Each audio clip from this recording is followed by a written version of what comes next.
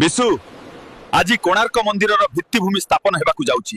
ଆଉ ଆଜିର ଏଦିନ ଉତ୍କଳ ଇତିହାସରେ ଚିରଦିନ ପାଇଁ ଲେଖା ହୋଇ ରହିଯିବ। ଆଜ୍ଞା, ରାଜାଙ୍କ ନିର୍ଦ୍ଦେଶ ଅନୁସାରେ ମନ୍ଦିରର ମୂଳଦୁଆ ସମୁଦ୍ର ମଝିରେ ବସେଇବାକୁ ହବ। ତେବେ ତମେ କାରିଗର ମାନଙ୍କୁ କୁହ କି ପାଣିରେ ପଥର ପକେଇବେ। ଭାଇମାନେ, ଆଜି ତୁମେ ଏଠି ଯେଉଁ କାମ ଆରମ୍ଭ କରିବାକୁ ଯାଉଛ ତାହା ହେବ ସମ୍ପୂର୍ଣ୍ଣ ବିଶ୍ୱରେ ଅଦ୍ୱିତୀୟ।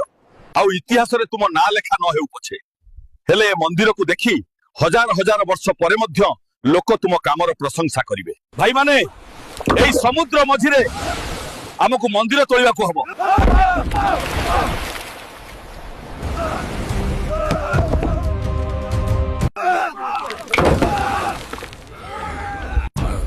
আরে বিশু, ইয়ে কোন সমুদ্ରରେ পথর ସବୁ এমতি ভাসি যাଉଛି কাହିଁକି?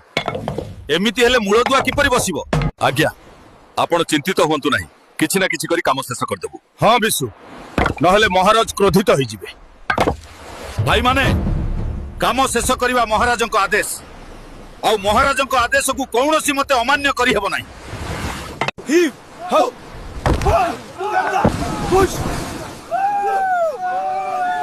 ଏସବୁ କଣ ହେଉଛି ଶିବେଇ? କାମ ଶେଷ ହେବ ନା ନାହିଁ? ଆପଣ ବ୍ୟଥିତ ହୁଅନ୍ତୁ ନାହିଁ ମଣିମା। ଏ ଶିବେଇ ସାଉନ୍ତରା କୌଣସି ବି ପରିସ୍ଥିତିରେ ମୂଳଦୁଆ ବସେଇକି ରହିବ।